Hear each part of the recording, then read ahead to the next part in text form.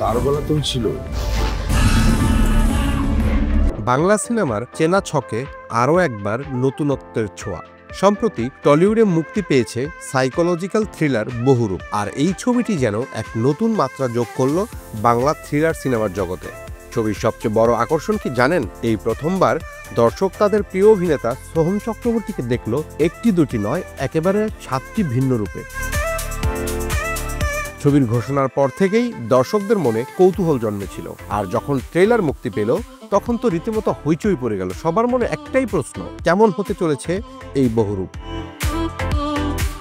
গল্পের একেবারে কেন্দ্রে রয়েছে রক্তহীন করা এক সিরিয়াল কিলার। তার খুনের ধরনটা একেবারেই আলাদা। খুনের পর ঘটনাস্থলে রেখে যায় রক্ত দিয়ে লেখা একটি কবিতা। কিন্তু সবচেয়ে অদ্ভুত ব্যাপার কি জানেন? প্রতিটি খুনের পর পাওয়া কবিতার ধাঁচ বা হাতের লেখা একদম আলাদা। খুনিকে ধরার জন্য পুলিশের কাছে একমাত্র সূত্র হিসেবে থাকে ঘটনাস্থলে পাওয়া ফিঙ্গারপ্রিন্ট, আর সেই ফিঙ্গারপ্রিন্টের সূত্র ধরেই এগোতে থাকে সিনেমার শ্বাসরুদ্ধকর গল্প।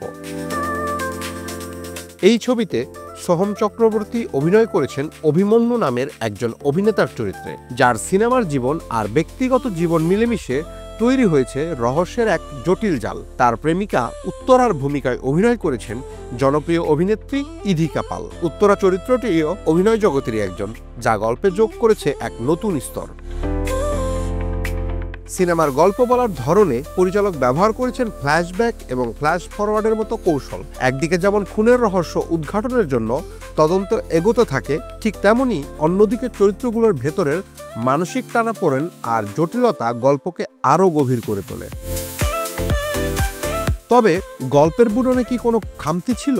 অনেকেই ছবিটিকে সৃজিত মুখার্জির 22শে শ্রাবণ কিংবা ভিঞ্চিদার মতো কাল্ট থ্রিলারের সাথে তুলনা করেছেন, যদিও সেই লেভেলের গভীরতা বা নিখুঁত বুনন এখানে পুরোপুরি হয়তো পাওয়া যায়নি। তবে বহুরূপ তার নিজস্ব একটি ছাপ রাখতে চেষ্টা করেছে।